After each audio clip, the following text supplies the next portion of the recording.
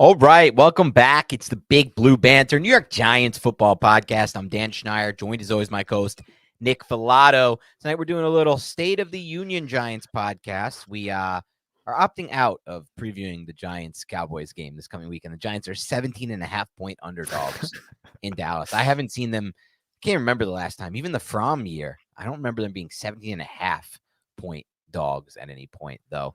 Wild to think about, but there could be a light at the end of this tunnel is what I'm thinking about now, Nick. And that's what I've been thinking about for 6 days now, if I'm going to be honest, or 5 days, however long it's been since that Sunday game, because I do believe that with the right quarterback on this team, the turnaround is going to be a lot faster than people think. I do believe that with the right quarterback on this team, it's not going to be any fool's gold seasons where they win a playoff game, or grind to a playoff, start 7-2, then go 3-7-1, and they beat all these bad teams. There is a light at the end of the tunnel. Look at the Bengals, look at the Jaguars. Look at these are just recent examples. There's plenty more throughout NFL history. If you get QB right, and if you get a difference maker at quarterback, especially if he's good early, and you could get him right for the rookie contract where you can then unload cap at other positions, you have a chance to really become a contender fast in the NFL. And so there may be a light at the end of this tunnel. Unfortunately, Nick, that light involves the Giants losing football games. And that's the dilemma, and that's the situation they're in right now. They have 8 more games to go, right? And it's hard for me to see any value in winning any of these. It's honestly hard for me to see any of the it's almost hard for me to even see the opposite, Nick, where like devastation should they win 2, 3, 4 games. And I know Tyrod Taylor just said today he's not done for the year. I would imagine he will immediately be inserted back as the starter when he's healthy, which is going to, give the Giants a really good chance to win games. It is what it is at that point, Nick. I've said it before. I'll say it again. I'll never root against the Giants when Sunday comes, but I like how Big Cat on Part of My Take describes this. The entire week, I'll go into it knowing that I should want the Giants to lose this game. The day of, I'll root for them to win. Minutes after, I'll enjoy it. Hours after, I'll be like, shit, did we just pull a Jets? Because that's what happened right now. Imagine if the Jets had Trevor Lawrence right now and not Zach Wilson. And that's what they cost themselves when they won that game against the Rams a few years ago. Trevor Lawrence on the Jets right now, they could be looking at a potential Super Bowl run. Zach Wilson on the Jets right now?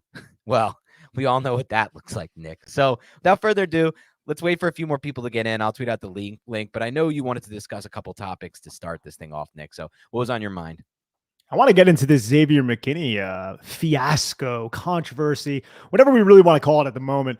I find it interesting, and it ran across my mind. If Xavier McKinney did this 2 weeks ago, made those comments, would Xavier McKinney be a New York Giant right now, or would he have been dealt at the trade deadline? Because listening to Wink Martindale's press conference today, you could tell he was taken aback by the comments. And this is somebody who is a leader of your defense. And Martindale even mentioned, he's like, it took him a while to explain to me what exactly was on his mind. So it was a moment of frustration, but that moment of frustration compounded by him breaking his wrist in Cabo last year and little comments throughout the season, I think is going to end Xavier McKinney's career here in New York. And I think he knows that as well. I think he's not going to be a Giant after this season, if I had to call a shot on that situation right now. And I wanted to get your take on it then.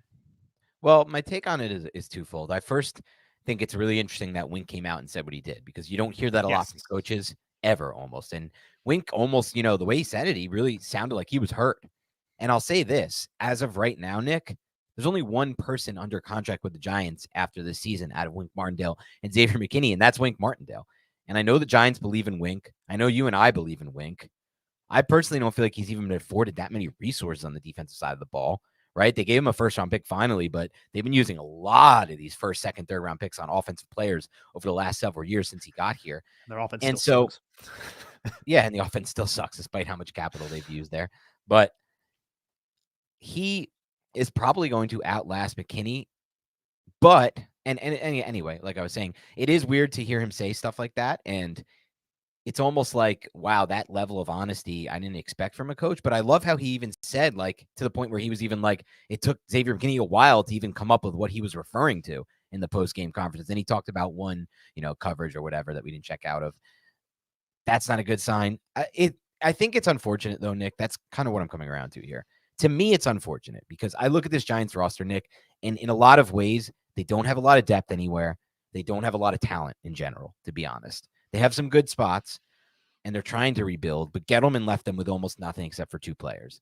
And one of them, a third player, was supposed to be Xavier McKinney, a player who invested a big pick in. He took him over Antoine Winfield, a player I love the tape of, who's been an amazing player in the NFL. Took him over a lot of other players in that draft. It was an early second-round pick. But to let a player like that go at, 24 years old, it doesn't help your franchise. It may be something you have to do because of the corner he's backed himself into, like you just said, Nick. And if he is going to take that stance, it may be something you have to do. But it doesn't help your franchise. You don't get a redo of that second-round pick. You're not going to get an extra pick, and you're not going to find a safety that easily who can do what Xavier McKinney can do. And I think part of the problem, Nick, is, even though McKinney didn't say it, I don't really think, even though he said it in the past, that McKinney loves this system, Nick. I'm just going to be honest. That's my take on all this. Like, he knows that he has ability in the deep half, and he knows that he has really good instincts, and I'm not so sure that he feels like he's maximized in this system personally. And I'm not saying that he's right for thinking that, or that, players should play. But ultimately, if he feels that way, Nick, I don't know if he's going to want to re-sign with the Giants, because that's the other component of this, because I doubt they're going to use the franchise tag on McKinney. But who knows? I also think McKinney is frustrated because he saw Dexter Lawrence, Andrew Thomas, Daniel Jones all get paid. And he's looking and looks at Saquon Barkley. It's a little bit of a different situation. Barkley only got that 1-year deal. Xavier McKinney isn't Saquon Barkley. He's not the face of this franchise, though. And I think now that the Giants suck this season and the defense has had some lapses, and I guess he disagrees with Wink Martindale with certain things, all that frustration came to bear, and he voiced it to the public. And that's not something that you do in a locker room. And I think Wink Martindale did a great job explaining that. Like, look, you're putting money in the media's pocket by doing this right now and taking it out of our own. This is not great for us as a team. We can't be doing this. And as a leader of the team, it's just not a great look for him. And I think you're also right. I don't know if he wants to be a New York Giant here, whether that's Wink Martindale's system or he just wants a change of pace. He had a weird 2 years. His career started in an awkward spot because he got injured, and we were all excited for him coming back healthy, and he's a good football player. I really do believe that, but it might be the end. And I wonder if he would have got dealt. I really do, if this happened 2 weeks ago.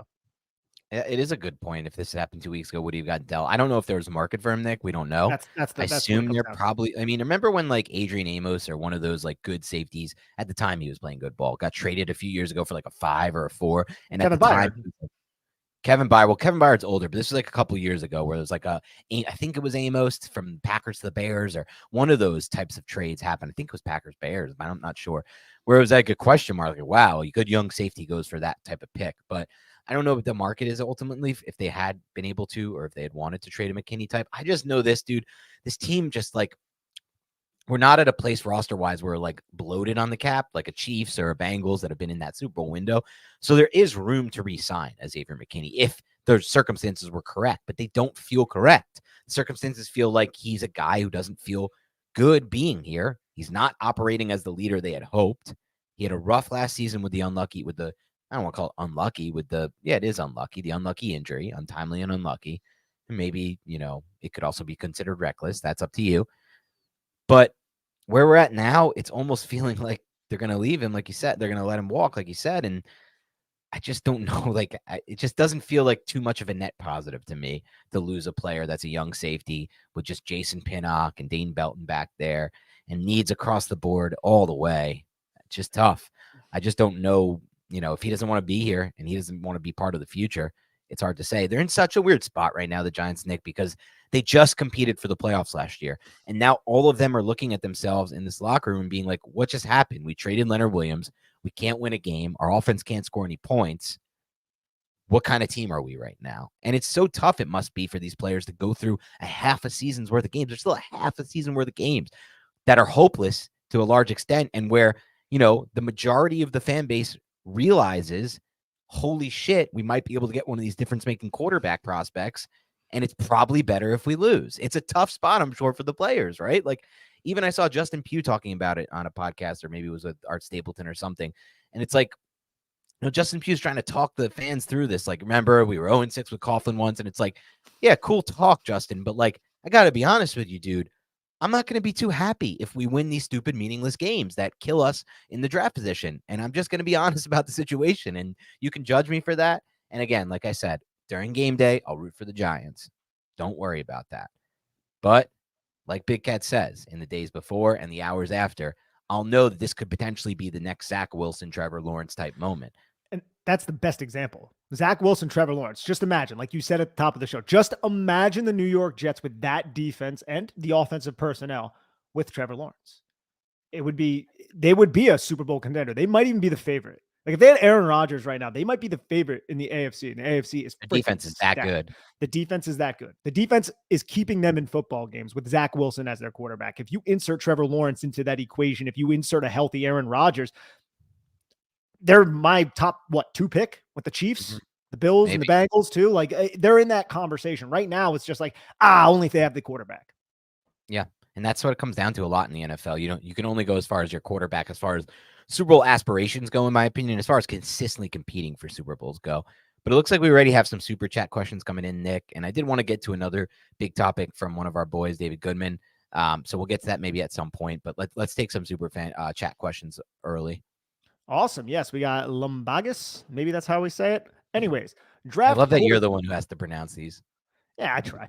Draft quarterback, build around them heavily. Just tank. Thank you so much, Lumbagus, if that's how you say it, for the donation. And this isn't necessarily a question, but more of his statement of what I'm imagining he or she wants to happen. Draft the quarterback, build around them heavily. Dan, you touched on this too, man. There's already somewhat of an infrastructure in place for this quarterback to have success. I still think you need to add a dynamic wide receiver 1 at some point. I don't know what's going on with the running back position in Saquon Barkley. I'm going to imagine he's going to be under contract, so that's still a question mark. But you have the left tackle and you have building blocks on defense. And that is a lot more than previous Giants teams have had in place. Having a Dexter Lawrence and an Andrew Thomas and even a Tay Banks right now and a cornerback that you can rely on. So I think the infrastructure is at least set, and now you just need to kind of help build and fortify it. But damn, if you get that quarterback, man, and that's a real legit quarterback, and you're talking about someone who's going to be here for 10 to 15 years, it's going to be exciting times for the New York Giants, more than likely. Things will turn around so much faster than people realize if the quarterback position shores up and they get more production than they've been getting out of Jones. I saw a chart today, Nick, that circulated around Twitter, and I put it out there. The Giants were like 2nd or 3rd in the NFL in wide receiver separation, Nick. And as far as throwing to open targets, they were I think 2nd to last. Or Daniel Jones. It was only a stat on Jones. It didn't put Tyrod Taylor in there. I don't know if I can maybe find that and put that up on the screen, but it was an alarming stat to see. But it also was a really good example why you can't really, in my opinion, damn Brian Dable, damn Mike Kafka. They're getting these receivers open. We've talked about this a lot, Nick. The tape shows the route combos are getting guys open. The ball's not getting there on time. It's not getting there with anticipation. If that changes fast and the ball starts to get out there on time with anticipation, leading the receiver with velocity into windows that weren't previously thrown, different things will start to expand in the passing game. And the production will expand in the passing game. I watched two games the other night. I was just feeling it, Nick, and I was watching some film on Drake May from 2022. I'm going to start to watch all the games now, I think, and then we'll do our evals when we do them, Nick. But I want to start, even if it, even if it means I rewatch games, I don't really care. I enjoy watching good quarterback play. You know that about me. I'll watch quarterbacks as long as it's good quarterbacks. And I watched 2022 Drake May, Nick, and I just kept thinking the entire time. Do you know what I just kept thinking about? What's that? Who was his top receiver in 2022? He's in the NFL now. Oh, wait. Oh, his top receiver in 2022? Yeah. Who's in the NFL right now? I'm not sure. I mean, I know the UNC. He found solutions for in the red zone. He was making big plays on the at 50-50 catches in the end zone with balls placed in the end zone, in addition to obviously winning the two-way routes. He's on the Colts now. It's Josh Downs. Oh, okay. Yeah, Josh Downs.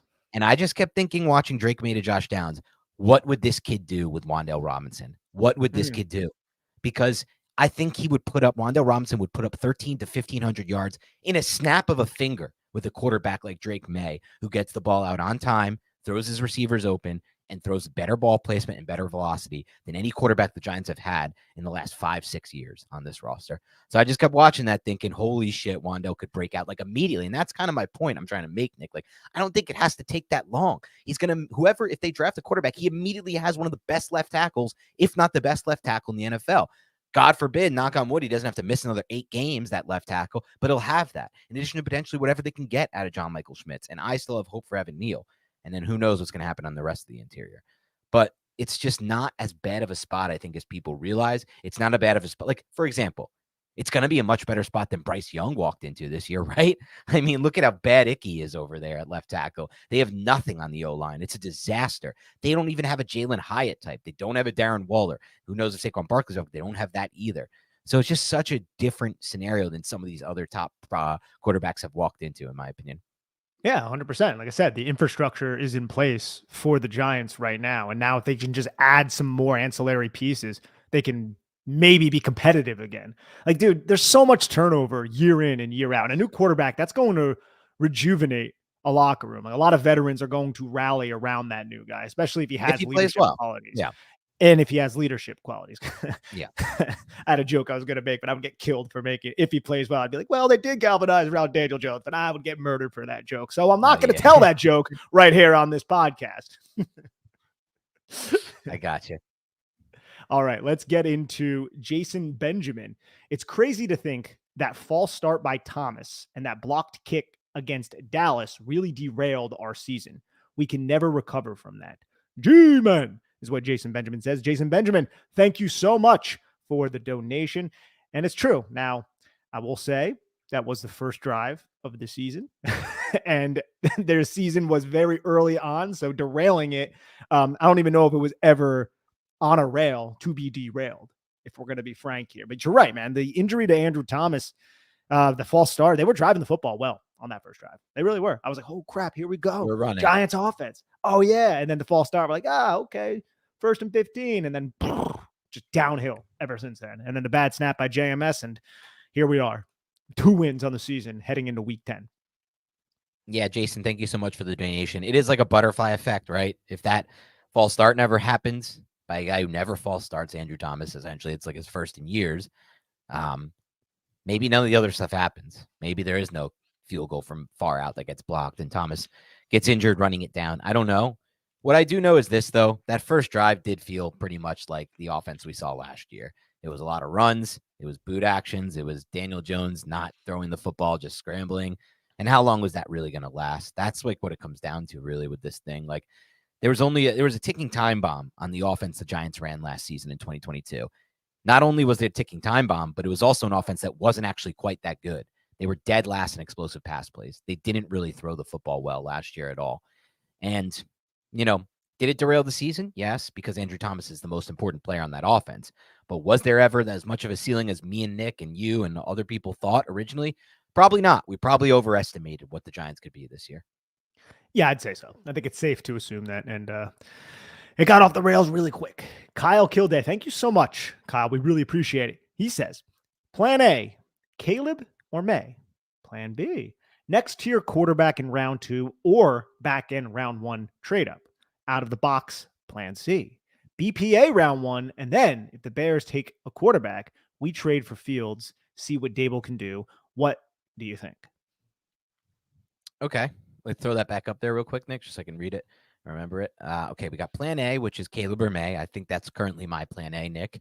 And I'll let you go after this. Okay, you're on with that one. Plan B, next year quarterback in round 2 or back end round 1 trade up. So I will say this about that. Back in 2018, I had 2 correct takes and 1 horribly wrong one. The horribly wrong one was Josh Rosen. That one is one of my worst ever. You can join everybody who covered the draft with that. Then. Well, yeah, I know. Every single person who covered the draft had Josh Rosen high. Yeah, anyone who watched tape, you should say. Anyone who, because there were people who hated Josh Rosen. They didn't cover the draft, but they, had reasons. Rosen. They had reasons to not like him. I actually remember, this is a funny story. I was online at Willie Mays in New Orleans, in one of my first trips down to New Orleans, waiting online. For those who don't know, Willie Mays, hole-in-the-wall place, but maybe the best fried chicken in the entire country. That's how good this fried chicken is. You got to wait online for it. It's in maybe not the nicest area of New Orleans, but well worth the wait. Anyway, I'm waiting online, and I see some dude with a USC hat on and a wife and a child. And so this seems like a nice guy, right? I strike up a conversation. We're talking about Sam Darnold, and then we're talking about Josh Rosen. And he immediately goes to me, Josh Rosen will never make it. Jewish quarterbacks don't make it in the NFL. And I don't think he knew I was Jewish, but even though I look very Jewish to most people because the crooked nose, but I was just like, holy shit, what do I even say to this? I don't even know where to go from here. What a wild thing to say. He's going hard on that. And I had 3 more lines. And I was just like, all righty then. I was a little drunk at the time, which thankfully that didn't lead to confrontation because it usually does for me. And I just kind of like bowed out of it. But he was right. Josh Rosen didn't make it in the NFL. I don't think it had anything to do with that, though. Yeah, I don't think it had anything to do with what he was born as, but he did not make it in the NFL.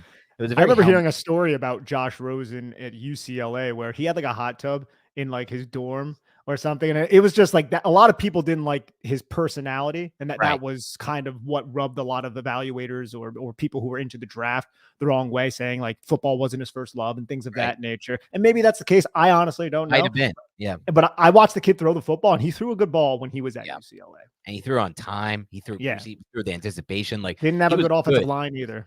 With a bad O-line, he was good at UCLA. It was hard to predict his downfall based on the tape, but that's why it's so hard to predict quarterbacks. That's part of the point. And like, that's why I talked to David Syverson about this from our lads, and he goes, look, Caleb Williams, all the talent in the world, but how are we ever going to know how this dude is in the meetings with the Giants or with whatever team interviews them? How are we going to know this dude's personality? Like, we can't know that. So anything Nick and I do from this point on when it comes to quarterback evaluation is going to be missing a major component of this. And that's just the reality of this. Unless Nick or I are lucky enough to interview Drake May or Caleb Williams, which we won't be, I'm pretty sure, we're never going to get that piece. But back to your plan B, my point being, I was strong on if they don't take a quarterback with that second overall pick, the one thing they can't do is Saquon Barkley, a running back. The two things I wanted them to do if they didn't go quarterback were either one, trade back a few picks and get Quentin Nelson, or two, I wanted them to take Lamar Jackson, trade back into round 1 to get Lamar Jackson. I believe in Lamar Jackson. I love this tape at Louisville. I felt like in that Bobby Petrino system, he was way more advanced as a passer than people realize and had better touch on the football than people realize. Good arm talent. Sometimes even has that 3/4 rip of the football. But I would be interested this class, Nick, because I haven't watched all the players yet, but I am intrigued by a JJ McCarthy type. I don't know if he'll move up. I am intrigued by some of these other players, Jaden Daniels. Like, I'll have to watch more of them, Nick. Even a Quinn Ewers to me is intriguing. Like, he's going to end up being like a round 2-3 pick probably when all is said and done. Maybe even slide into round 3, but like that arm talent is real with a player like Quinn Ewers. He can flick the football. He can throw from different platforms. He doesn't have he has natural arm talent that is rare for somebody who I think will go in round 2 or 3. And so that's how I felt, by the way, a few years ago when for some odd reason the NFL overcorrected themselves and let Sam Howell fall to round 5. I don't think Sam Howell is anything special right now, but he had arm talent that doesn't belong in round 5. Like for me, you know how I am, Nick. A prerequisite for the next Giants quarterback for me will be arm talent. I don't want adequate. I don't want you can make all the throws like Daniel Jones. I want real arm talent. And it doesn't mean you have to be able to drive the football or throw it a million yards. It means can you throw from different arm slots off of different platforms and get yourself out of trouble with the ability to not have to just have yourself squared at all times throwing the football. And so that's what I'll be looking for. And then plan C, BPA round 1. And if the Bears take a quarterback, we trade for Fields. No, I'm out on plan C. Nick. Yeah, you have to pay. You have to pay Justin Fields. That's horrible. I don't believe in Justin Fields personally. I think his processing might even be slower than Daniel Jones, which is a big problem. I'm out on that plan C. But I like your plan A, plan B, and I really appreciate the massive donation, Kyle. Yeah, thank you so much, Kyle. I'm right there with you. I'm more so in on plan A. Look, I love the idea of taking like Marvin Harrison and then getting another young quarterback, but then you have to pay him. You don't have the rookie window. There's so many things. I also don't really fully. Oh, I thought you meant in trading back to round 1. Oh no, well we could hit a Harrison and then the interesting thing about that, if you hit on Harrison, say that's what the Giants go with, that's awesome. You have this just generational, quote unquote, we use that word a lot, type of wide receiver prospect. Yes, that's what it appears like for sure. So you rule out Caleb May, you rule out Caleb, you rule out May. Then you're looking at what? Riley Leonard, Bo Nix, Michael Penix. No. If you trade back into round 1, you might be able to get a McCarthy or a Jaden Dantley. You might, or a Ewers. But my point is, there are like 10 quarterbacks right now that are being talked about in the first and second round. Now, it might not shake out that way once the draft rolls around, but you're hearing McCarthy's name. You're hearing Shadur Sanders sometimes. Yeah. You're hearing, who else? Well, Jaden Daniels from LSU. Jaden Daniels, he was at ASU. Yes, I remember they used to talk about him all the time on the radio. They didn't have positive things to say about him, but I know this season, from what I've collected, he's looked a lot better with Brian Kelly, but I haven't watched Ward intrigues me out of Washington State. I watched him tear up Wisconsin. Yeah. Well, who doesn't terrible? No, I'm just kidding. Quinn Ewers is the one that's going to stand out for me, though, because I know the arm talent when I see arm talent. He's got all sorts of other things he has to clean up for sure, but then you have Bo Nix, too. So that's just Yeah. another guy you could throw into, just another name to put And out Penix. there. We didn't even mention Yeah. Penix. Yeah, the injuries with Penix is definitely It concerning. scares But me yes, too. it's definitely another name. So that plan B just it's interesting. And I think It's more Joe open. Shane is crafty enough as a general manager to feel out the draft. That's already been established and proven. If the Giants, and thank you so much, Kyle, for the donation. If the Giants go with plan B, he has already proven that he's crafty enough and adaptive enough to make trades based on the flow of the draft and knowing what is going on. Because he did it so many times in the draft this year, trading up to get Deonte Banks in round 1, trading up to get Jalen Hyatt in round 3. So with all of these quarterbacks, I'm sure he'd have all of them laid out, which ones he likes, which one he trusts. I'm sure they'll be tiered off.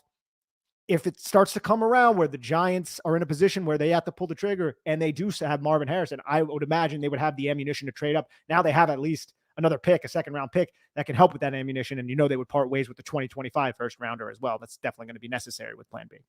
Yeah, you're right about that. Good point as far as parting with the 2025 one. I thought that was an excellent point by you about Joe Shane, by the way.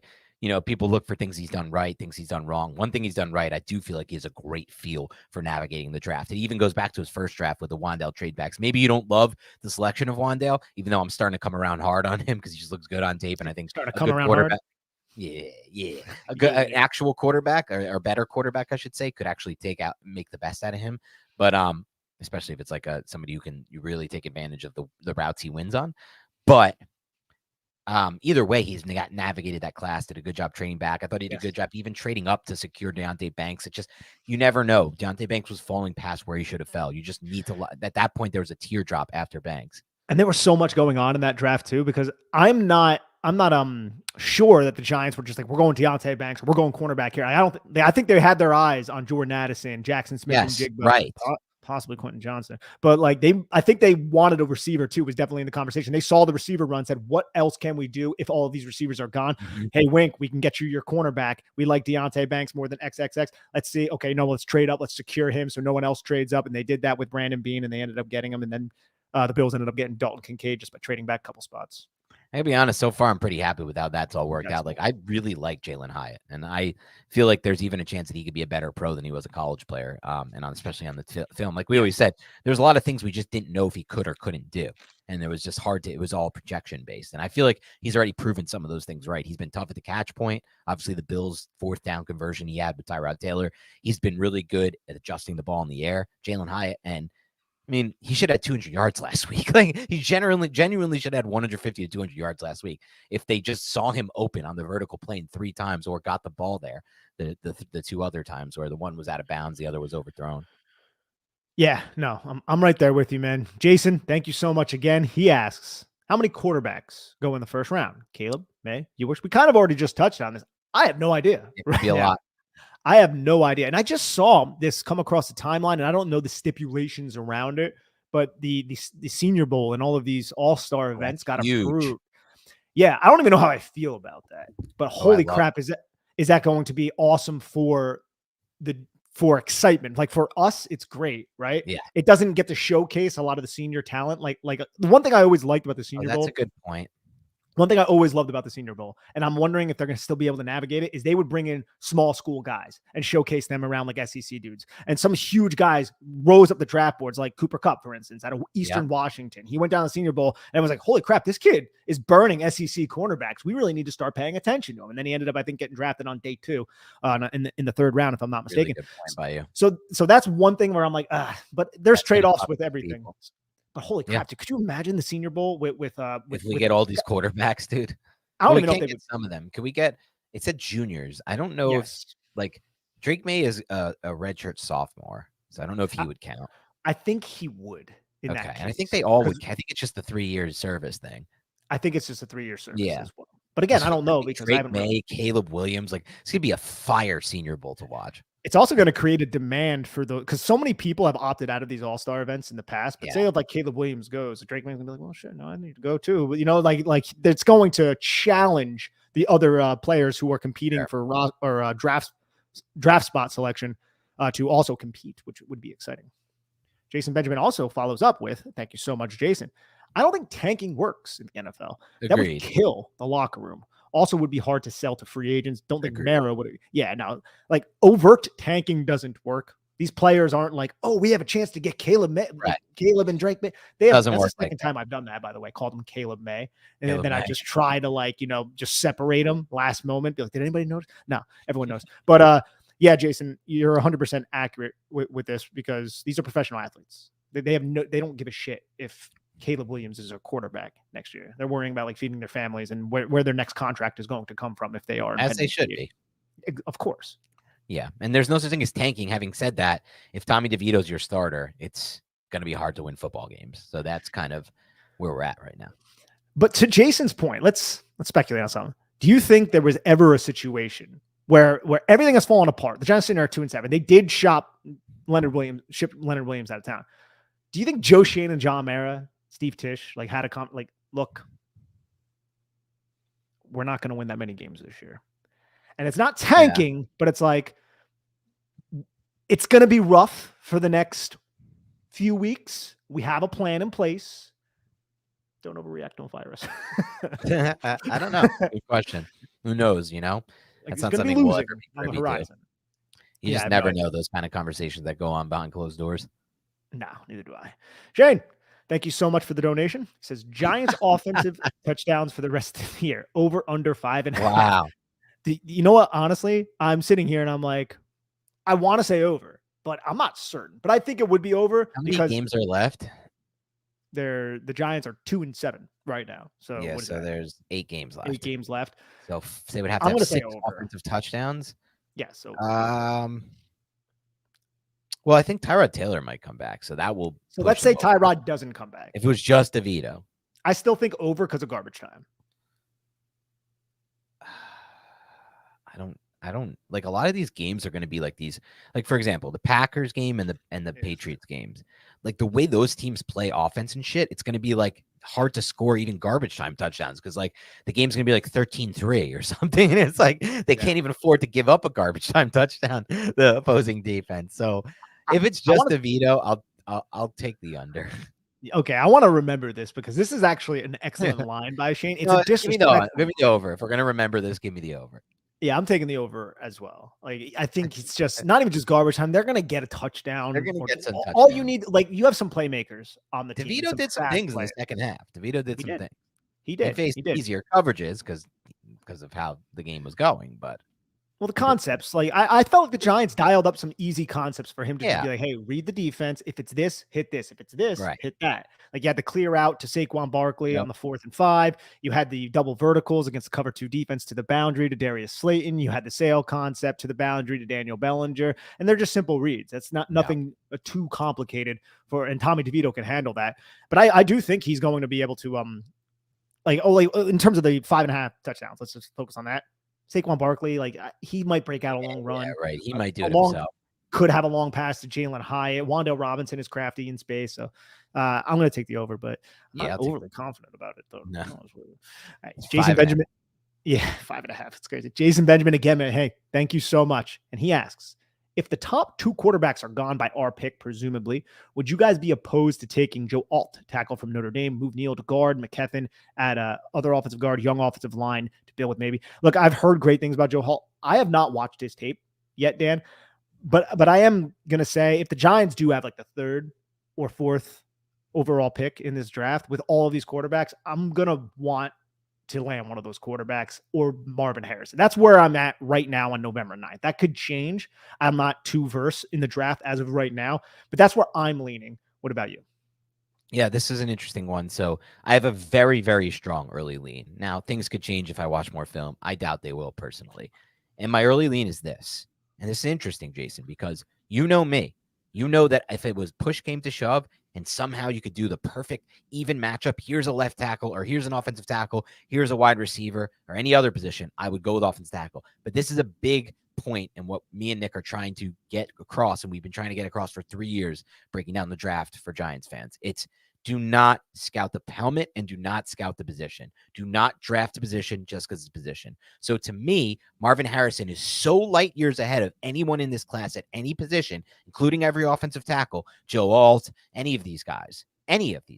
He, in my opinion, he's just like once in a we use generational a lot. He basically is at this point. I've watched a lot of Marvin Harrison. not just on film, on the broadcast. He's a better prospect than Jamar Chase by a considerable margin, which is a crazy thing to say. He is, because he has everything Chase has, but he's bigger, he's better in the air, and he's better at getting open underneath, in my opinion. Chase is also amazing. Maybe Chase is a little bit better in the vertical game. That's the thing I'll give him potentially. But I think Harrison can and has one there too. So I just won't be taking a position just to take a position. Marvin Harrison, to me, if the Giants have one of the first three picks and they don't come away with Marvin Harrison or one of the two quarterbacks, I will most likely be disappointed. And I am typically a guy who is open to considering trading back. That will not be the case if the Giants finish in the top three for draft picks. Yeah, I think you said that well. Jason, thank you so much. David, I just want to highlight, thank you so much for your donation. Appreciate it. If this is Mr. David, who asked David Goodman, who asked the questions, we can get into his question now. Yeah, this is David Goodman. Let's dive into that question that we received on Twitter. Thank you, David. I got to find that question again. This is bad radio. Here we go. David Goodman, if this is him, says, do you agree with me that if they get the right quarterback and draft the right quarterback, this will be a quicker turnaround than people are saying on Giants Twitter? The O-line will have Andrew Thomas and JMS. It's not that far off, and the wide receivers are getting open. And he's right about that. As I referenced earlier, there was a good chart going around earlier that showed the Giants are actually top 3 in wide receiver separation this season. So he said they're just not being seen. So I think with Caleb or May, they could get pretty decent pretty quick. I agree. 100%. The Giants can, like we said, we kind of already touched on this question a lot through the podcast. The infrastructure is in place to where a young quarterback wouldn't be killed here if he's a competent young quarterback. You have a left tackle. You have pieces on the offensive line. You have a defense that isn't or shouldn't be a sieve. Yes, you could use an alpha number 1 wide receiver. If Darren Waller comes back healthy, if you retain Saquon Barkley, it's a lot of veteran, talented players as well. So I 100% agree with that. I 100% agree as well. I think there's been teams that have turned around faster with fewer pieces than the Giants have right now. And I also have heard some, I'm not going to give that part away, but on tape, you can see it too. The playbook was different this year. And what they did was different this year in the games where Daniel Jones started and the games where Tyrod Taylor started. And that's a sign of good coaching. You cater and tailor your plays and your route combinations to the quarterback. And if they get one of these two guys and they are as good as advertised, there will be a different opening of the playbook for both Kafka and Dable than we've ever seen. And there's going to be concepts and big shot plays that hit that we weren't expecting or we're not used to or we haven't really seen happen on tape because there hasn't been the guy to get the ball there, to read it right, and to get the ball on time and throw it open with anticipation and with velocity and ball placement. And I'm not talking fake ball. I'm not talking the ball gets to the receiver. I'm talking it gets to him, it leads him in stride. Because one of the things I've noticed so far watching a lot of Drake May, Nick, is how often his throws hit receivers in stride. It's kind of insane. Like the ball placement on some of these vertical plays, dude, is wild to watch. And you know me, this is going to be my guy most likely draft season. I told you about him beginning of last year in October. I started texting you about him. I had a man crush on him back then. My ex-boss over at CBS Sports, Kevin Steinle, who runs the NFL team, I've moved over to fantasy since, is like, you've been crushing on Drake May for SAR because he's been reading my tweets and he's a UNC fan. And so he knows. And to me, the first game watching him, I'm like, this dude has it. Yep, he has it. Watch how he sees things post-snap. Watch where the ball goes. Watch the ball placement. All vertical stuff. Always has his eyes downfield. And so I just think things can change very fast with good quarterback play. And that shouldn't be a surprise. Anyone who's listening to this podcast, I believe quarterback is 95% of what happens in the NFL. And I do believe that quarterback. And you know who said this, by the way, the other day? And this was interesting, Nick. Brandon Thorne. You know what he is? The premier, basically offensive line evaluator. And you know what he said? You would think he would propagandize the other way, Nick. He said a good quarterback can make an offensive line look a lot better. And a bad quarterback can make an offensive line look a lot worse. An offensive lineman was saying that. And that doesn't even touch on what a good quarterback can do for a wide receiver core. Because I think a good quarterback can make a wide receiver core look a lot better too. Even more pronounced than how he can do for the offensive line. Of course. The quarterback position is the most important position, and it can change your fortune dramatically. More than any other position in sports, in my personal opinion. Having a quarterback in their skill set. So, 100%, dude. And I hope that the Giants get one in the next draft. Chris Perry, thank you so much. Chris, he says, if Kafka takes the Northwestern head coach job, isn't this the perfect time for a new quarterback with a new offensive coordinator? Instead of Jones going through another OC, hashtag McFadden. I thought I was going to say McDonald's, and I was going to be like, what? Yeah, no, Chris, that is true. The whole Daniel Jones thing, look, right now, he's got a long road to recovery ahead of him. And if the Giants do suck as bad, going to be primed to pick the quarterback, as we have been discussing this entire podcast. Now, is the Northwestern head coach job open right now, Dan? Is that I'm something not that's actually sure. Yeah, I'm honestly I not think sure. they I thought might that have some like weird interim situation because they had what's his name get fired yeah, because of the yeah, hazing Fitzgerald got stuff. fired because of the hazing stuff, of course. Yeah. So yeah, and Kafka, I wouldn't be shocked if he left, and if that were to happen, I guess the natural progression of what Brian Dable would do in that situation, if Brian Dable's still the coach, which I would imagine he is, unless he has a Joe Judgian type of collapse, it would be Shea Tierney, who got bumped up, which to the point, say for whatever reason, the Giants didn't get a quarterback and Daniel Jones got another year as a starter, there would be that natural rapport with him and Shea Tierney, unless Dable did go in another direction. Yeah, I think Nick answered that perfectly. HB Greg, thank you so much. Why do people say we don't have the team to support a young quarterback, so don't draft one? Do they never want a franchise quarterback? No teams with a top pick are good. It's absolute insanity, really. Look, if any young quarterback came into the Giants situation of 2023, of course they would not. Do you hear me? Not succeed. But guess what? The Giants are very unlikely to be this unlucky again from the injury front. From Andrew Thomas to the entire offensive line, essentially losing a left guard, a center, a right tackle, all to injuries, including your star left tackle. It's just not going to repeat itself, in my opinion. I mean, they could get that unlucky. Variances always makes things possible. But yeah, Greg, good point. Who the hell is ever getting a good quarterback that has a good team already in place? The Chiefs are like the one team that figured it out because they traded up for Mahomes when Mahomes was still not, it was before arm talent was really prioritized by NFL GMs to the extent it was. And somehow he fell 11 picks, Patrick Mahomes, and they were able to do it with a good roster. It's so rare. We don't, and here's the thing I hated most about this, HP Greg. I'm gonna let you talk in a second, Nick, but this is the thing that always bothers me the most about this. Like the idea that, like, let's build the roster out, Nick. Let's get a tackle. Let's get the best tackles. Let's get the best receivers. Let's get the best defense. Let's get a San Francisco 49ers. Then how do you plan to get the quarterback after all that? Like, you have the 26th pick in the draft or the 20th pick in the draft. What are you going to do? Miracle your way up to the first pick by just sending like 17 first-round picks? It's asinine. It's absurd. It's not based in any kind of reality. So, could trade up. No one's trading back to the 20s, though. Like, you could, and you could give up everything to get there. You'd give up a lot. Or you just here's the thing. This is the most important thing about this. People who have this sentiment don't understand that not every quarterback class is equal. There are some quarterback classes with real live great talents that could become big time NFL players. Then there are the quarterback classes where your best example is Kenny freaking Pickett, and there's nothing after a Pickett. So you have to understand you cannot play the game like that. If you have an opportunity to get a really talented prospect at quarterback, you take it unless you have Burrow, Mahomes, Allen, etc. And to the quick turnaround point that we've been talking about over like the last 10 minutes and young quarterbacks being supported by an infrastructure that is in place, the Giants' schedule next year is also going to be, and now it's early, but it's probably going to be a lot easier because they're going to play the fourth team in the final team of every NFC team because they're kind of coming last in this division. And then they play the AFC North, which is difficult, but then the NFC South. If I'm not trying to find it right now. Yeah. It's going to be the NFC South. I'm doing this off the top of my head, but it's going to be the NFC South. It's going to be the AFC North. So you have the Browns, the Bengals, the Steelers, and the Ravens. That's freaking tough as hell. The NFC South right now doesn't really look that bad, but you're also playing the shittiest team in all of the other NFC divisions while also playing the crappiest team in whatever AFC division you're tasked to play. So you're not going to have to play the Chiefs of the world. You're probably going to play whoever. I don't even know which division that would be. I'm guessing it would be the AFC. I'm not really sure, actually, when you play the single team. Because this year was the Raiders from the AFC West.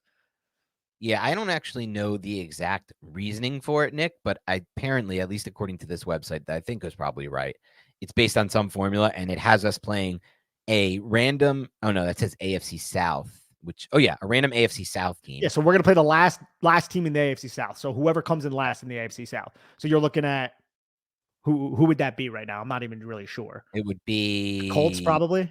Colts potentially, or maybe the Titans. Could be the Titans, depending on how the season finishes. And then NFC North would be the other one. Yes, yeah, which would be great. By the way, that would be the Bears. Yes, of course. I feel like the Giants and the Bears have played a lot. They play a lot. They play a lot in recent memory. I just want to say, Jay Ferris, thank you so much, man. We really appreciate it. Donation, Jay Ferris. Jay Ferris, however we say it. Thank you so much. Charlie Metter, I hope I'm saying that right. Thank you so much as well. He says, is it crazy to say we're favorites to get the number one at this point? We're not going to be favored in a single game the rest of the way with DeVito at quarterback, and Fields and Kyler are both coming back. I don't see Tyrod coming back soon. I think a lot of it comes down to Tyrod. The Giants' schedule is kind of light down the stretch with the Patriots, who suck now. Yeah, also I would have rather it been light now, because then Tyrod's going to be back for that stretch. I would have rather it been light now. I 100% agree, man. Definitely. And then you have the Packers as well. So the Panthers are the one team that's interesting. They are 100% incentivized to win football games right now because they don't have their first round pick. And they're playing the Bears tonight because we're recording this before Thursday night football. We might learn something by the end of who are you rooting like for? 4 hours. I've gone back. Who am I rooting for? For the Giants. For the Giants. I mean, I guess it would be better if the Panthers win. I think but if the Bears win, they get another victory, and then it just their pick also gets higher with it's an interesting spot because the Bears they're going to devalue their pick either way, one of their picks, because they own both picks from both teams. Yeah, it is an interesting spot. I think on one hand, it gets the Giants closer to Marv Harrison or that top three, which is Marv Harrison. If the Bears win, on the other hand, if the Panthers win, it gives them a shot at maybe getting one, maybe getting two. I would still say, to answer your question, and thank you again for the donation, the Panthers would be my team that's the favorite, even though they're incentivized to win games. I just think they suck at football across the board. And I do think if it was DeVito rest away, you could make a case the Giants are right on par with only having one more win than the Panthers currently. But I do think, based on what Tyrod said today, he's like, I'm not done for the year. He might be back sooner than we think. And so once Tyrod comes back, I think the Giants are definitely in play to win a decent amount of football games. Packers, they can beat with Tyrod. Patriots, they can beat with Tyrod. Eagles might rest starters that last game, which could hurt the Giants for a draft position standpoint. Depending on who's around, too. Because by that point, man, like the Giants could get embarrassed, 35-3, like in like 2 or 3 games. People get slightly injured, hamstring tweak that would typically. Yeah, you're not playing through it. Right. I'm not playing through this, and that's not tanking or anything, but that's just the reality. Why would you push yourself in a lost season? It doesn't benefit you. Right. This is an interesting question from Chris. Chris, thank you so much. Says, do you think Brian Daboll tries to call plays in 2024? Possible, especially if they lose Kafka to Northwestern, like was suggested earlier. I think that could be the open door for him to potentially take that back over. He did it in Buffalo. I personally am a big believer in, I want my head coach to not call plays either side of the ball. I just want his head always 100% focused on game situations. And we know from this year, Brian Daboll's been struggling with game situations, having that response already, not having the play calling responsibility. Imagine the type of mistakes he might make if he also is responsible for getting the plays called in, which is a process that is entirely crazier than people realize. I had it once explained to me, and I know you know a lot about it, Nick. It is wild what offensive coordinators have to do on a down-to-down basis to get these calls. They have no time to try to get a call in. They have no, if you think you're playing Madden, you look at the thing, you can really parse through it and find something good. It must be so hard for offensive coordinators with that play clock ticking down, but I don't know that he'll do it. I miss this, though, to be honest with you. This is what I miss right here. Mr. Ben McAdoo. For those watching, those listening on the podcast, Nick pulled up a picture of old Benny McAdoo with his New Jersey diner-sized play sheet. Look at him. Look at that. Dude, he has a Jersey diner-sized play sheet and then added on Post-it notes. He didn't have enough space. He's got 7 pages worth of plays on there. Did not feel like he had enough space, Ben McAdoo, so he added Post-it notes. That was unbelievable. So think about it from that perspective, too. If you're a head coach and you have to make decisions on when am I going for this, you don't even know the situation until the refs tell you, what is that? A 3rd and 3? Is it a 3rd and 7? I'm not sure. And then you have to flip through your sheet, be where are all my 3rd and 6 plays? Oh, it's this. Okay. What personnel are we? Okay. And there's so much that has to get done in those 45 seconds. Crazy. That's one of the, and dude, one thing that is crazy with all the operational errors that the Giants have had this season, the Giants have hired one of the largest coaching staffs in the league. And we applauded them through the 2022 season for doing so. Right. But this year, why have there been just so many dumb errors, coming out of timeouts and still screwing up pre-snap, stuff that's inexcusable? Oh no. It makes me question a lot. It does, man. That kind of shit should not be happening. But again, when it rains, it pours. No. We got Ken Ciofreddi. Come on, you're an Italiano and you can't even pronounce this guy's name right. How would you pronounce it, Dan?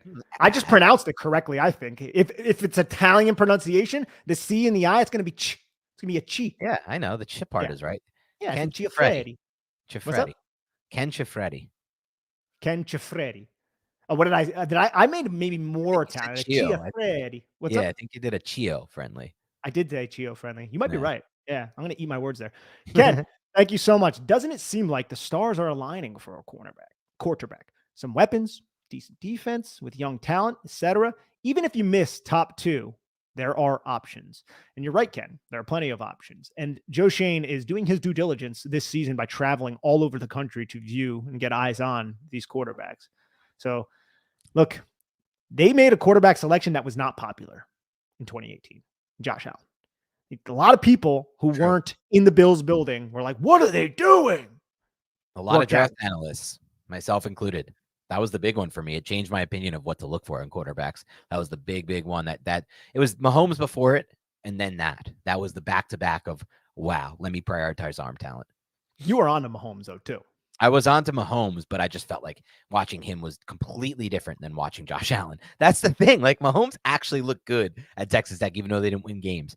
Josh Allen did not look good at Wyoming. It's crazy to me that this happened. Like it was so if you watch Josh, like if you just said like this, Nick, if you just gave someone a draft analyst 5 hours in front of a film thing and you had Josh Rosen from the 2018 class at UCLA and then Josh Allen, every single person would be like, it's crazy to draft this guy over this guy. But that shows how much projection is based into what makes a quarterback. It's not just about their tape at the collegiate level. You have to find a way to project how those traits translate to an NFL style offense. And you also have to try to project how these people can develop and evolve as quarterbacks. That's the hardest part. And that's obviously based on things that like Nick and I said earlier in this podcast, we're never going to have information to. We're just never going to be privy to that information. I remember so many people watched the Iowa game. It was like week 1, Wyoming, Iowa, and Iowa beat them like 24-3. Yeah. And they were just like, oh man, this guy sucks. And you watch it though. He was like airmailing. Horrible. Yeah. He was not good. He was not good, but dude, it's not all about that, dude. It really isn't. And I think Eric Turner did a great job from Cover One when he was on our show discussing how Brian Daboll was able to extract the most potential out of Josh Allen by tailoring how he taught and how he taught him his install. Essentially, he did it in a completely different manner to the learning habits of Josh Allen. I thought that was a really cool thing that Brian Daboll has done in his past. Maybe he should do that with another quarterback, right? That's exactly the point class potentially. Exactly. Gil Martinez. Am I a terrible person for having all my Christmas decor out? No, Gil, you do you, bro. You live your best life. I need something to keep me from jumping off a bridge. Go Giants, I guess. Or are we tanking? I don't know. Hey, Gil, you can root for them however you want them, but I do appreciate the donation. I appreciate the comment as well. And if you want to hang a wreath or do whatever, do you, bro. You are not too early for putting the Christmas decor out. I never bought into that. Look, enjoy yourself. I have always been a big believer in, I wish I had grown up with Christmas. It's one of the saddest things that I didn't get to.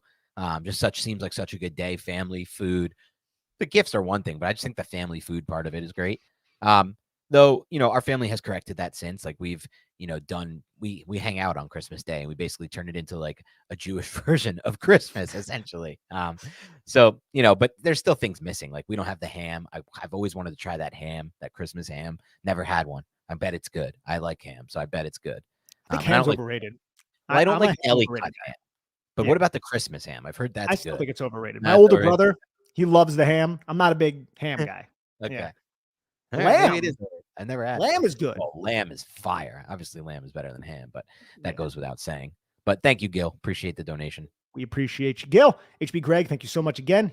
He says, after the Patriots, Packers, Rams, Eagles twice, and the Saints, we could lose out. As a Michigan fan, I wouldn't mind seeing JJ McCarthy back there either. Not an evaluator like you two, though. Hey, HB Greg, I'm actually excited to get to McCarthy's tape. I wasn't aware, because I haven't watched a ton of Michigan football. I wasn't aware that he was being discussed as a first-round pick right now. So I'm guessing he's taken a jump from his junior, or is this the senior season he's heading into? I'm not even certain. No, I don't think so. I think he's still pretty young. Let me take a look. So he's taking a jump, I'm guessing, and playing a lot better this year. But yeah, no, that's definitely somebody who has piqued my interest from everything that I've just old only.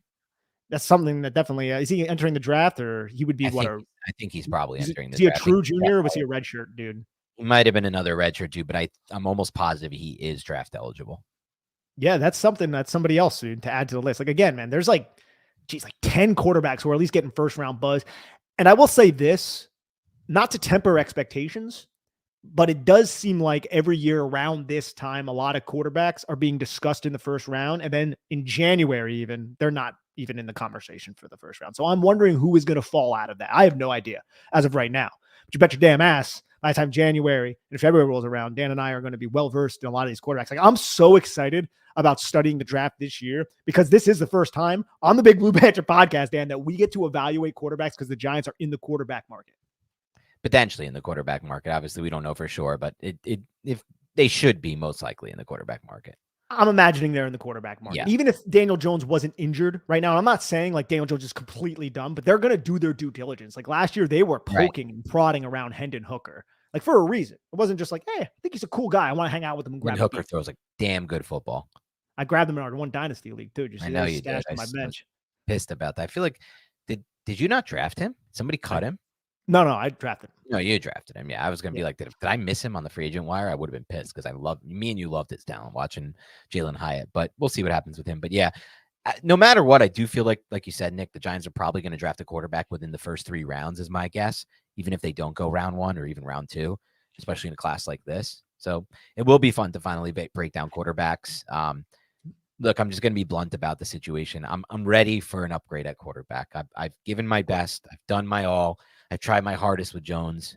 It's not good enough for what I want. And I need someone who's going to be able to throw the football with more consistency. And I think you guys are ready for it too.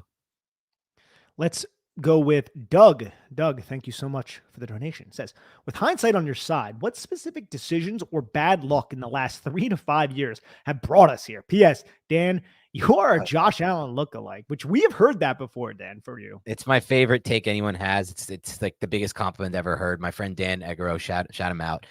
He might listen to this when he listens to all of our recap episodes, but he's not as big of a diehard. But he X and O's wise, but he always says that his wife, Jamie, shout out Jamie, who I'm also friends with, always says when Josh Allen comes on Sunday Football, oh, there's Let's Go, because my nickname in that friend group is Let's Go, because I used to say Let's Go a lot when I was drunk and hanging out in Belmar. But listen, thank you for that last part. I've been compared to a lot of people before. Josh Allen's probably my best one.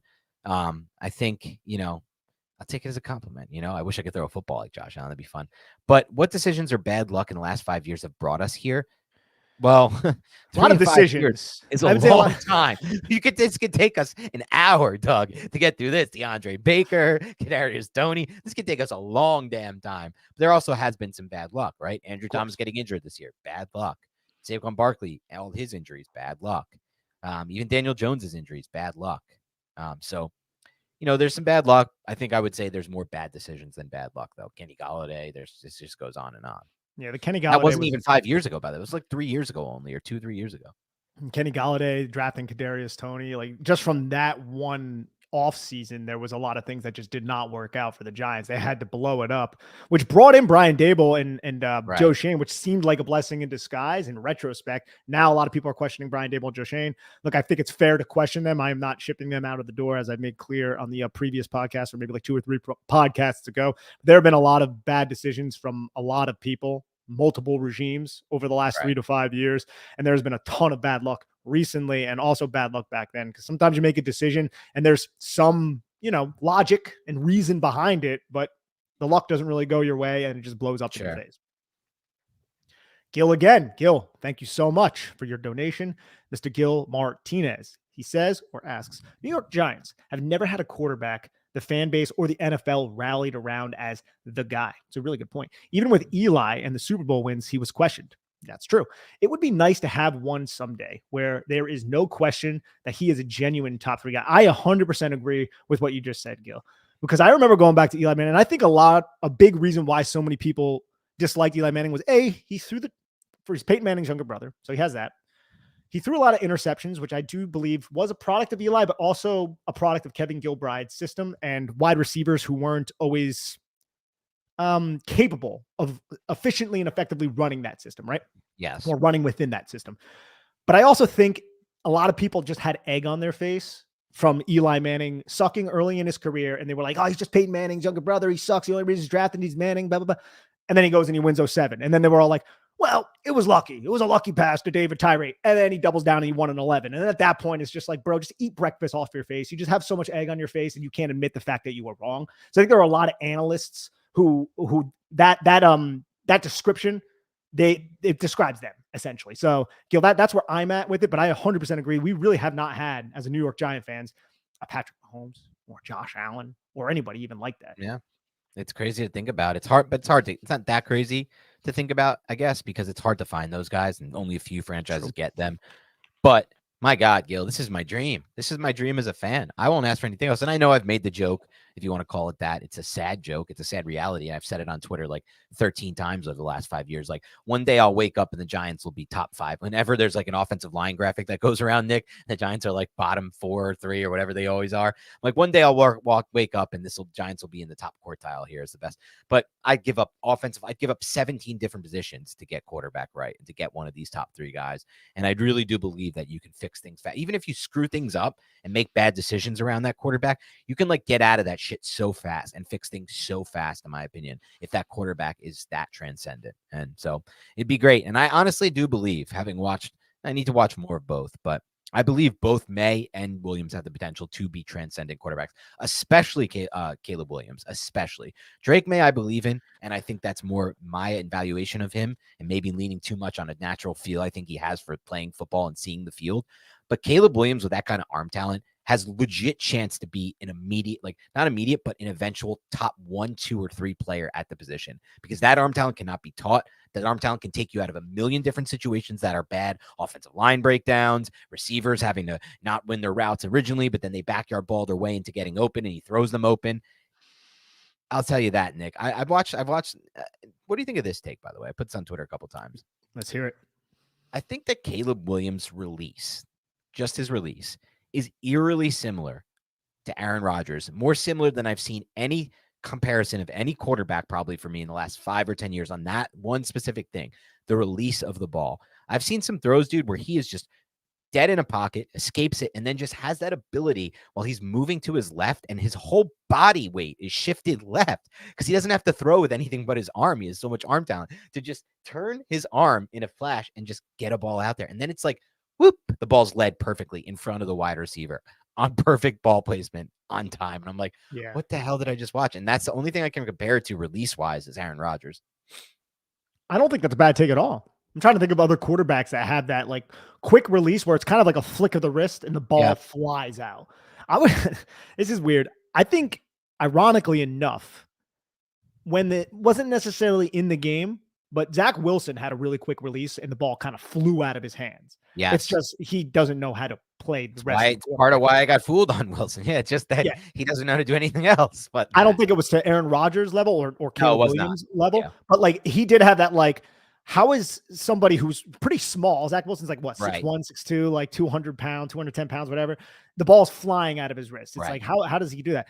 Caleb definitely possesses that from what I've seen. And I don't want to put you on the spot here, Dan, but I want to ask you, and I will preface this by saying, look, he might not, Dan and I definitely am not, we're not fully engulfed in tape yet. But is Caleb Williams and Drake May, are they up to speed with, would you say, Trevor Lawrence? Are they at that level of a prospect?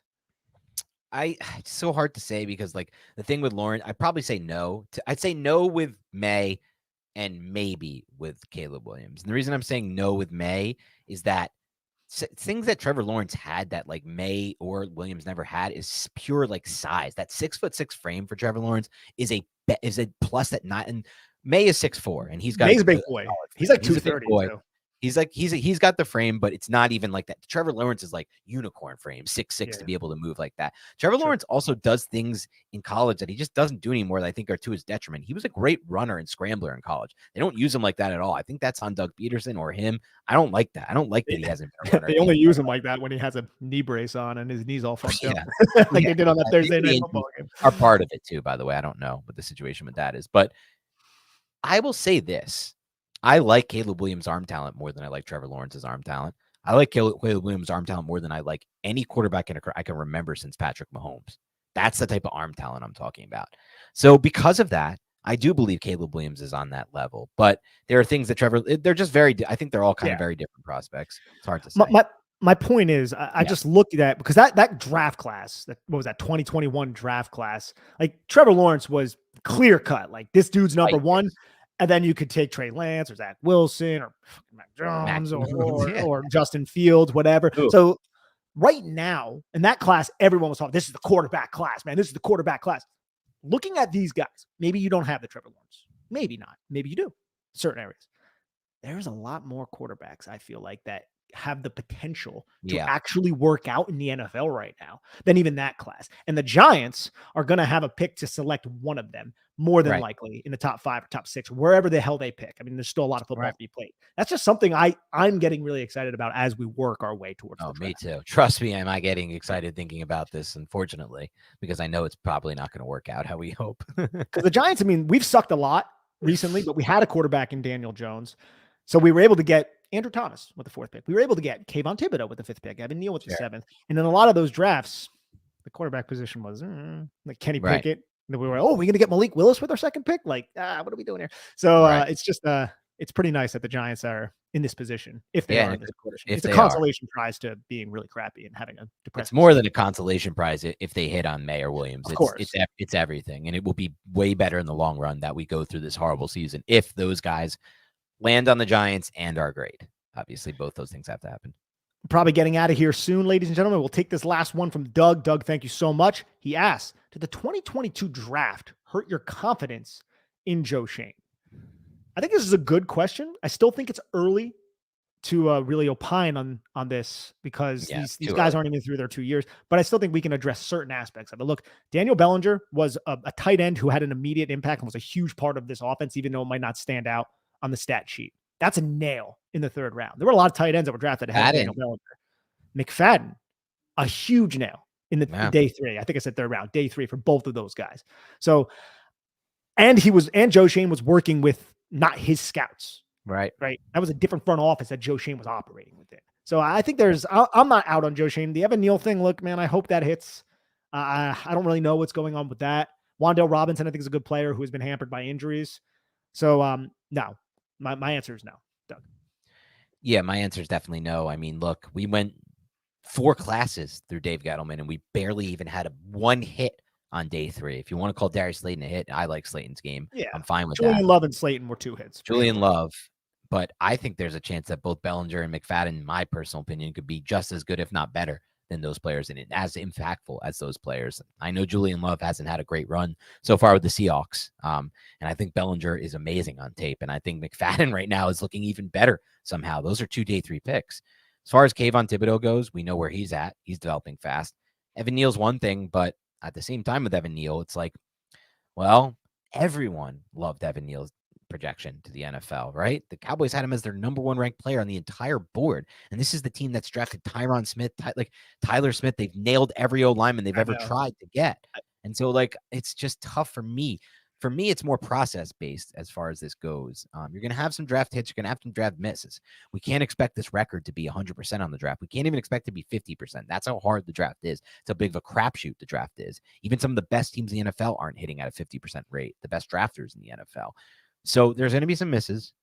I just want to make sure the process is right, and the process has been right in both classes versus an old guy like Dave Gettleman, who had a horrific process from the start, doubled down on it year after year, and the results ended up being horrible. When you have a bad process, you can guarantee bad results. When you have a good process, you cannot guarantee good results, but you give yourself a better chance at good results. Yeah, I think that's well put, Dan. And we got one more from HB Greg. He's just saying, thank you guys for your time. Really enjoy these. HB Greg, thank you so much for your donation, bro. Yeah, thank you to everyone who listened tonight. Thank you to everyone who donated tonight to our super chat function.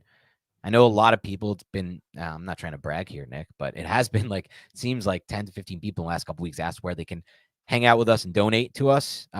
Right now, we don't have anything set up besides this YouTube live super chat. I know a lot of you don't go on YouTube who I've talked to. We're going to figure out something for the off season because we do appreciate you your willingness to donate, your appreciation for what we do. And we appreciate that you guys have a little extra cash to help us grow. But thank you to everyone who did donate tonight. And thank you to everyone who listened. Thank you to everyone who download, like this podcast, like this show. More content coming. This is the stuff that I love. This is the stuff I thrive on, the future looking, forward looking stuff. I also love the tape, but this is just not a good year of tape. It's just straight up not going to be fun tape to watch. So focus needs to change. And Nick and I are well aware of that. I've already started watching some of these guys, Nick. So I'm curious if maybe we can sneak in. We'll talk about it off pod. a one-off or two. I know you're gonna move, so it's gonna be happening. Yeah, I was gonna say, like, just turn this over here, and you'll just see a bunch of boxes stacked up. I'm in the middle of a move at the moment. And moving. Nothing. Yeah, this is my third time moving in as many years. It's rough, bro. Ugh, it's tilting, but at least you have someone out there to help you pack everything up and get out of there. But yeah. Gonna miss that Arizona home. That was a good home. I visited Nick a couple times out there. Love Arizona. Great home you I got a there. shirt representing it. Very, very underrated state. It's a very underrated state. It has it's a desert, but there's stuff to do in the valley. There is. Yeah. Yep. All right. Everybody else listening and tuning in, thank you so much. Have a great rest of your night, and we'll talk to you soon.